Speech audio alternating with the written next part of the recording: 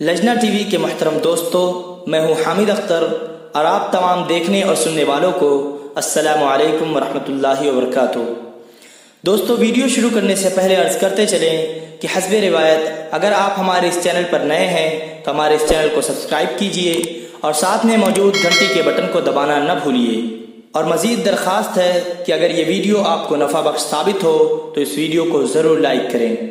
ناظرین، آج ہم آپ کی خدمت میں پارہ نمبر 17 کا خلاصہ پیش کریں گے۔ آئیے پارہ شروع کرتے ہیں۔ بسم اللہ الرحمن الرحیم۔ سورۃ الانبیاء۔ 17ویں پارہ کا آغاز سورۃ الانبیاء سے ہو رہا ہے۔ اس سورت میں 12 آیات اور 7 رکوع ہیں۔ اس سورت کی وجہ تسمیہ یہ ہے کہ اس میں تقریباً 17 انبیاء کرام علیہم السلام کا ذکر آیا ہے۔ صحیح بخاری میں حضرت عبداللہ ابن مسعود رضی اللہ عنہ سے روایت ہے کہ سورہ بنی اسرائیل، سورہ کہف، سورہ مریم، سورہ طٰہٰ اور سورہ انبیاء نزول کے اعتبار سے پہلی اور میری قدیم دولت اور کمائی ہیں۔ سورۃ الانبیاء کے اہم مضامین درج ذیل ہیں۔ نمبر 1، سورۃ الانبیاء کی ابتدا میں دنیا کی زندگی کے زوال کی تصویر کشی کی گئی ہے اور بتایا گیا ہے کہ قیامت کا وقوع اور حساب کا وقت بہت قریب آ گیا ہے، لیکن اس ہولناک دن سے انسان غفلت میں پڑے ہوئے ہیں، نہ اس کے لیے تیاری کرتے ہیں، نہ ہی ایسے اعمال کرتے ہیں جو وہاں کام آئیں گے۔ ان کے سامنے جب بھی کوئی نئی آیت آتی ہے اس کا مذاق اڑانے لگتے ہیں اور اسے جھٹلا دیتے ہیں۔ وہ جانتے ہی نہیں کہ اس عظمت والے کلام کو کیسی سنجیدگی، وقار اور عاجزی کے ساتھ سننا چاہیے۔ نمبر 2، مشرکین آپس میں حضور اکرم صلی اللہ علیہ وسلم کے بارے میں کہتے تھے کہ یہ شخص جو رسالت کا دعویٰ دار ہے یہ رسول نہیں ہے، بلکہ تمہارے جیسا ایک انسان ہے اور یہ دوسرے انبیاء جیسے مادی معجزات کے پیش کرنے سے عاجز ہے۔ قرآن نے جواب دیا کہ جتنے بھی انبیاء پہلے آئے ہیں وہ سب کے سب انسان تھے، کھاتے پیتے تھے اور دوسرے انسانی تقاضے بھی پورے کرتے تھے۔ کوئی ایک نبی ایسا نہیں تھا جو بشری تقاضوں سے پاک ہو۔ جہاں تک معجزات کا تعلق ہے تو قرآن سے بڑا معجزہ کون سا ہو سکتا ہے؟ اس کے وجوہ اعجاز میں سے ایک اہم وجہ یہ بھی ہے کہ قرآن کے آئینے میں مختلف عقائد و خیالات اور اخلاق و اعمال کے لوگ اپنا چہرہ دیکھ سکتے ہیں۔ اس میں ہر قوم اور ہر شخص کا تذکرہ موجود ہے، کہیں صراحتاً اور کہیں اشارتاً۔ ارشاد باری تعالیٰ ہے، ہم نے تمہاری طرف ایسی کتاب نازل کی ہے جس میں تمہارا تذکرہ ہے، کیا تم نہیں سمجھتے؟ مشہور تابعی اور عرب سردار حضرت احنف بن قیس رحمۃ اللہ علیہ کے بارے میں آتا ہے کہ ایک دن بیٹھے ہوئے تھے کہ کسی نے یہی آیت پڑھ دی۔ وہ چونک پڑے اور کہا، ذرا قرآن مجید تو لانا، میں اس میں اپنا تذکرہ تلاش کروں اور دیکھوں میں کن لوگوں کے ساتھ ہوں اور کن لوگوں سے مجھے مشابہت ہے۔ وہ قرآن کے اوراق الٹتے رہے اور مختلف لوگوں کے احوال پڑھتے رہے۔ پہلے انہوں نے وہ آیات پڑھی جن کے اندر ان سعادت مندوں کا تذکرہ ہے جن میں سے کسی نے جان اللہ تعالیٰ کی راہ میں قربان کر دی، کسی نے سارا مال ہی خرچ کر دیا، کوئی رات بھر بستر سے جدا رہتا ہے اور کوئی برائی کے قریب بھی نہیں پھٹکتا۔ پھر وہ آیات پڑھی جن میں مشرکوں، کافروں، منافقوں اور فاسقوں کا ذکر ہے۔ دونوں قسم کی آیات پڑھنے کے بعد وہ کہہ اٹھے کہ اے اللہ، میں ان دونوں گروہوں میں سے نہیں ہوں۔ پھر انہوں نے سورہ توبہ کی وہ آیت پڑھی جس میں ایسے لوگوں کا ذکر ہے جس سے گناہ بھی ہوئے اور انہوں نے نیک اعمال بھی کیے۔ یہ آیت کریمہ پڑھ کر وہ پکار اٹھے کہ ہاں، یہ میرا تذکرہ ہے۔ یوں بالآخر انہوں نے قرآن میں اپنا تذکرہ تلاش کر ہی لیا۔ مشرکین کی مضحکہ خیز اور حماقت آمیز حرکتوں میں سے ایک یہ بھی تھی کہ وہ قرآن کے بارے میں کسی ایک رائے پر متفق نہ تھے۔ کبھی کہتے کہ یہ سحر ہے، کبھی کہتے یہ شعر ہے، کبھی کہتے یہ خواب پریشاں ہے، کبھی اسے محمد صلی اللہ علیہ وسلم کا افترا بتاتے اور کبھی کسی سے سیکھا ہوا کلام قرار دیتے۔ ان کے اضطراب اور اختلاف کا ذکر کرتے ہوئے قرآن کہتا ہے، بلکہ وہ کہتے ہیں کہ یہ قرآن خواب پریشاں ہے، بلکہ اس نے اس کو اپنی طرف سے بنا لیا ہے، بلکہ یہ شاعر اور قرآن شعر ہے۔ تو جیسے مادی معجزات پہلے انبیاء لے آئے تھے، اسی طرح یہ بھی لائے۔ اس کے بعد قرآن نے مشرکین کو ان ظالم قوموں کے انجام کی طرف متوجہ کیا ہے جنہیں اللہ نے بصارت اور بصیرت رکھنے والوں کے لیے عبرت کا سامان بنا دیا۔ ان تباہ شدہ قوموں نے جب عذاب الہی کے آثار دیکھے تو بھاگ نکلنے کی کوشش کی، لیکن اللہ نے انہیں مہلت نہ دی اور انہیں راکھ کا ڈھیر بنا دیا۔ ان سے کہا گیا اب بھاگنے کی کوشش نہ کرو بلکہ واپس لوٹو اسی عیش و عشرت کی طرف جس نے تمہیں مدہوش کر رکھا تھا، انہی بلند و بالا مکانات کی طرف جن پر تمہیں بڑا ناز تھا، انہی قصبوں اور محلوں کی طرف جہاں تم اکڑ اکڑ کر چلا کرتے تھے۔ وہاں جاؤ تاکہ جب سوال کرنے والے تم سے نزول عذاب کے منظر کے بارے میں سوال کریں تو تم انہیں جواب دے سکو۔ حضرت قتادہ رضی اللہ عنہ فرماتے ہیں کہ یہ بات انہیں استہزاء اور تذلیل کے طور پر کہی گئی تھی۔ نمبر 3، کائنات کی اس کھلی ہوئی کتاب میں رب العالمین کی وحدانیت کے بے شمار دلائل بکھرے ہوئے ہیں۔ اس کائنات میں ارض و سما، شمس و قمر اور لیل و نہار وغیرہ کی صورت میں جو کچھ بھی ہے اسے اللہ نے لہو و لعب کے لیے پیدا نہیں کیا، بلکہ حکمت کے تحت اور اس مقصد کے لیے پیدا کیا ہے کہ انسان اس میں غور و فکر کرے اور عبرت حاصل کرے۔ اس عالم رنگ و بو کی ہر چیز اللہ کی اطاعت اور تسبیح میں لگی ہوئی ہے، سوائے کافر انسان کے جس نے اپنا وتیرہ غفلت اور سرکشی کو بنا لیا ہے۔ نمبر 4، مشرکین جو کہ اللہ کو چھوڑ کر جمادات کے سامنے جھکتے تھے انہیں زجر و توبیخ کی گئی اور ان سے اس پر دلیل کا مطالبہ کیا گیا کہ واقعی یہ بت عبادت کے مستحق ہیں۔ ظاہر ہے ان کے پاس اپنے شرک اور بت پرستی کے جواز پر نہ کوئی عقلی دلیل تھی اور نہ ہی نقلی دلیل تھی۔ اب یہاں سے 6 دلائل کا ذکر کیا جائے گا۔ مشرکین کے باطل نظریات کی تردید کے بعد ایک خالق اور قادر کے وجود پر 6 دلائل ذکر کیے گئے ہیں۔ یہ سب کے سب تکوینی دلائل ہیں جن کا نظروں سے مشاہدہ کیا جا سکتا ہے اور جن کی حقیقت کی بحث اور تحقیق کے بعد اہل علم نے تسلیم کیا ہے۔ پہلی دلیل یہ دی کہ آسمان اور زمین دونوں ملے ہوئے تھے، ہم نے دونوں کو جدا جدا کر دیا، آسمان کو فرشتوں کا مسکن بنا دیا اور زمین کو انسانوں کا۔ قرآن نے جو آسمان اور زمین کے جڑے ہونے کا نظریہ پیش کیا اسے نہ عرب جانتے تھے اور نہ ہی اس وقت کی دوسری معاصر اقوام میں سے کوئی قوم اس نظریے سے باخبر تھی۔ ابھی تقریباً 200 سال ہوئے کہ ارضیات اور فلکیات کے ماہرین طویل تجربات اور مشاہدات کے بعد اس نتیجے پر پہنچے ہیں کہ سارے سیارے، خواہ وہ سورج اور ستارے ہوں یا زمین اور چاند، یہ سب آپس میں ملے ہوئے تھے، پھر یہ ایک دوسرے سے جدا ہوئے، جبکہ قرآن نے آج سے 1400 سال پہلے یہ حقیقت بلا خوف تردید بیان کر دی تھی۔ اسے قرآن کے معجزے کے سوا کیا نام دیا جا سکتا ہے؟ دوسری دلیل یہ دی کہ ہم نے ہر جاندار چیز کو پانی سے بنایا۔ یہ ایک عظیم انکشاف تھا جو کہ ایک امی کی زبان سے کروایا گیا، اور آج دنیا بھر کے اہل علم تسلیم کرتے ہیں کہ تمام زندہ اشیاء کے وجود میں پانی کو بنیادی عنصر کی حیثیت حاصل ہے۔ پانی کے بغیر زندگی محال ہے، خواہ حیوان ہو یا درخت اور پودے، سب پانی کے محتاج ہیں۔ آپ چاند کی طرف دیکھ لیجئے، وہ اپنی بناوٹ میں زمین کے مشابہ ہے، لیکن چونکہ وہاں پانی نہیں ہے اسی لیے اس کی سطح پر زندگی ناممکن ہے۔ تیسری دلیل یہ دی کہ ہم نے زمین میں پہاڑ بنائے تاکہ لوگوں کے بوجھ سے زمین ہلنے نہ لگے۔ اگر یہ پہاڑ نہ ہوتے تو زمین مسلسل زلزلوں اور اضطرابات کی زد میں رہتی، اور زمین کی تہہ میں جو آگ بھڑک رہی ہے اس سے حفاظت نہیں ہو سکتی تھی۔ اب بھی دنیا میں کہیں کہیں ایسے آتش فشاں پہاڑ پائے جاتے ہیں جن کے ذریعے گویا کی زمین کبھی کبھی سانس لیتی ہے اور اس میں بھڑکنے والی آگ زندگی محال کر دیتی ہے۔ چوتھی دلیل یہ دی کہ ہم نے زمین میں کشادہ راستے بنائے ہیں تاکہ لوگ ان پر چلیں۔ آپ ہموار میدانوں کو چھوڑیں، پہاڑی سلسلوں ہی کو دیکھ لیجئے جو ملک در ملک چلے جاتے ہیں، لیکن اللہ تعالیٰ نے ان کے درمیان کشادہ وادیاں اور راستے رکھے ہیں جن کی وجہ سے انسانوں کو اپنے اسفار میں کوئی مشکل پیش نہیں آتی۔ پانچویں دلیل یہ دی ہے کہ ہم نے آسمان کو محفوظ چھت بنایا ہے۔ اس چھت میں لاکھوں ستارے، سورج اور چاند ہیں جو اپنے اپنے مدار میں انتہائی تیز رفتاری سے گھوم رہے ہیں، نہ ان میں ٹکراؤ ہوتا ہے اور نہ ہی وہ خلط ملط ہوتے ہیں۔ اگر ایک ستارہ بھی اپنے مدار سے ہٹ جائے تو نظام عالم میں خلل واقع ہو جائے، تو وہ کون ہے جو اس سارے نظام کو سنبھالے ہوئے ہے اور کسی کو بھی ایک مخصوص رفتار اور راستے سے ادھر ادھر نہیں ہونے دیتا؟ کیا لات و حبل، کیا عزا اور منات ہیں؟ رب العالمین کے سوا کوئی نہیں۔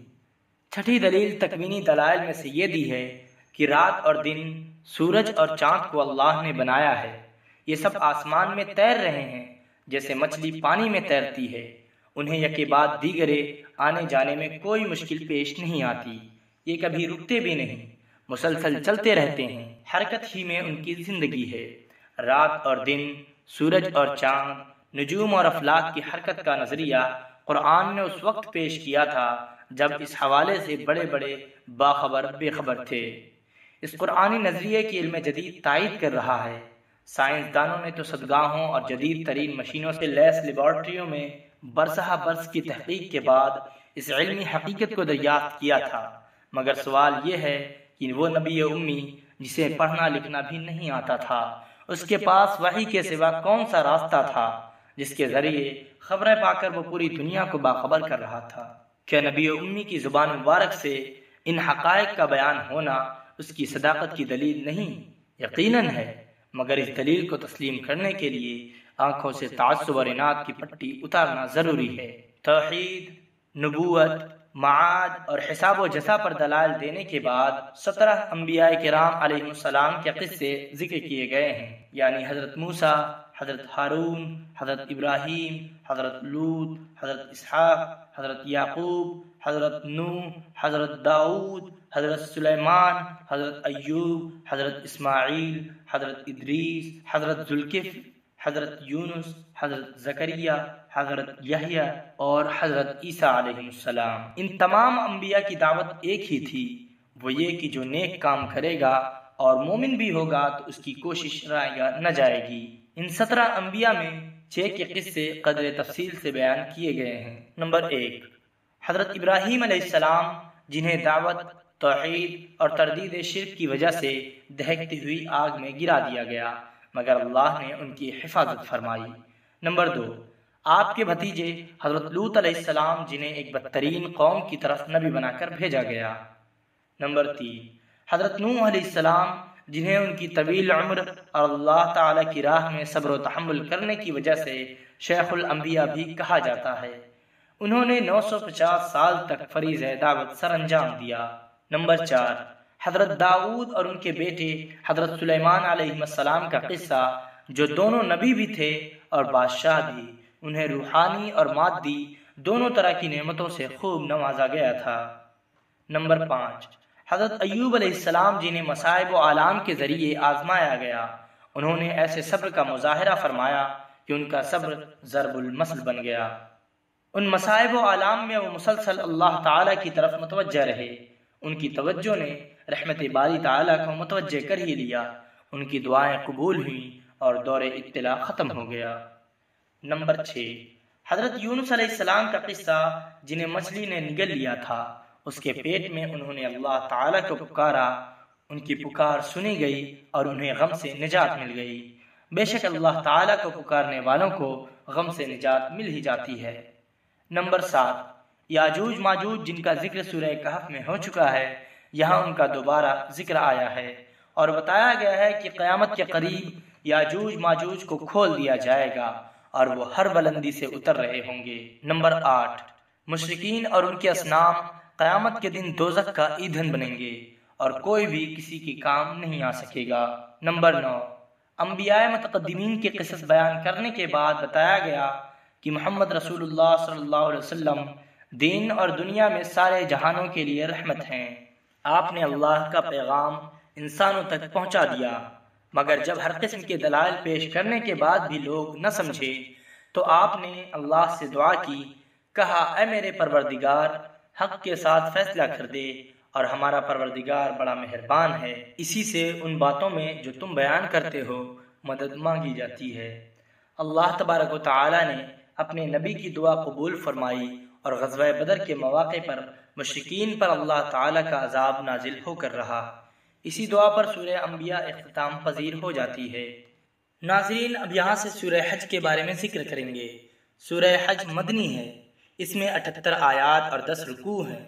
چونکہ اس سورت میں حضرت ابراہیم علیہ السلام کی زبان سے لوگوں پر حج کی فرضیت کا اعلان کروایا گیا ہے، اس لیے اسے سورہ حج کہا جاتا ہے۔ ناظرین کرام، یہ بات تو بار بار سن چکے ہیں کہ مکی صورتوں میں عام طور پر عقائد سے بحث ہوتی ہے، جبکہ مدنی صورتوں میں مسائل و احکام زیر بحث آتے ہیں، لیکن اس کا یہ مطلب ہرگز نہیں کہ مدنی صورتوں میں عقائد ذکر نہیں کیے جاتے۔ مذکورہ اصول محض غالب مضمون کے اعتبار سے ہے، عمومی اور کلی قاعدہ ہرگز نہیں۔ سورہ حج ہی کو لے لیجئے، یہ اگرچہ مدنی ہے، اس میں ہجرت و جہاد، حج اور قربانی جیسے شرعی احکام بھی ہیں، لیکن اس میں مکی صورتوں والے موضوعات زیادہ ہیں، یعنی عقیدہ، توحید، وعید و انذار، بعث و جزا، جنت اور دوزخ، قیامت کے مناظر اور ہولناکیاں۔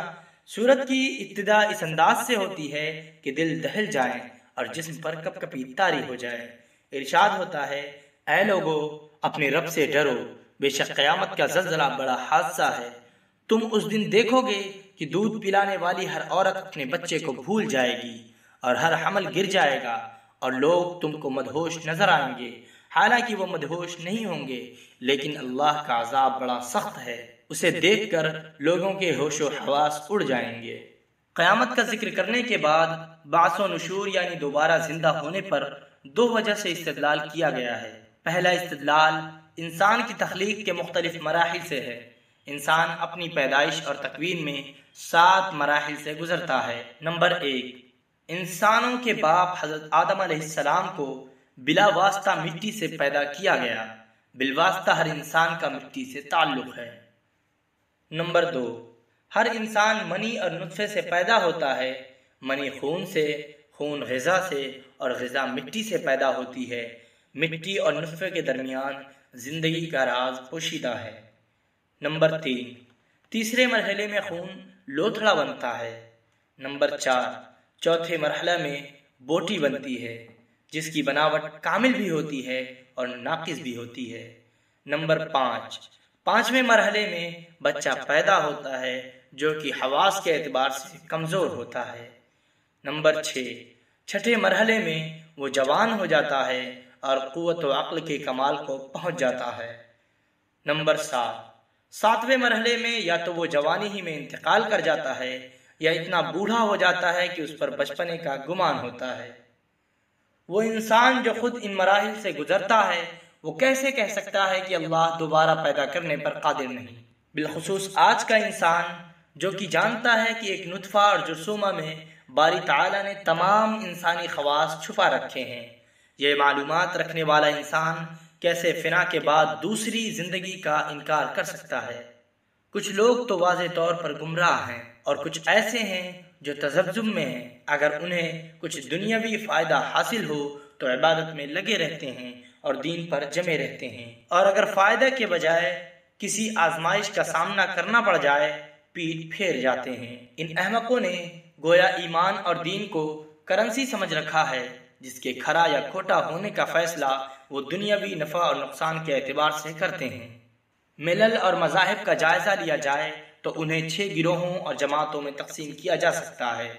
مسلمان جو کہ حضرت محمد صلی اللہ علیہ وسلم کی اتباع کرتے ہیں اور قرآن پر ایمان رکھتے ہیں۔ یہودی حضرت موسیٰ علیہ السلام کے امتی اصحاب تورات، عیسائی حضرت عیسیٰ علیہ السلام کے امتی اصحاب انجیل۔ صابی کہا جاتا ہے کہ یہ فرقہ حضرت ابراہیم علیہ السلام کے زمانے میں تھا، ستاروں کی عبادت کرتے تھے۔ مجوس یہ کسی آسمانی مذہب کے پیروکار نہیں تھے، سورج، چاند اور آگ کی پرستش کرتے تھے۔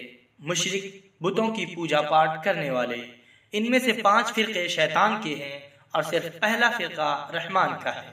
ان فرقوں کے درمیان قیامت کے دن فیصلہ کیا جائے گا۔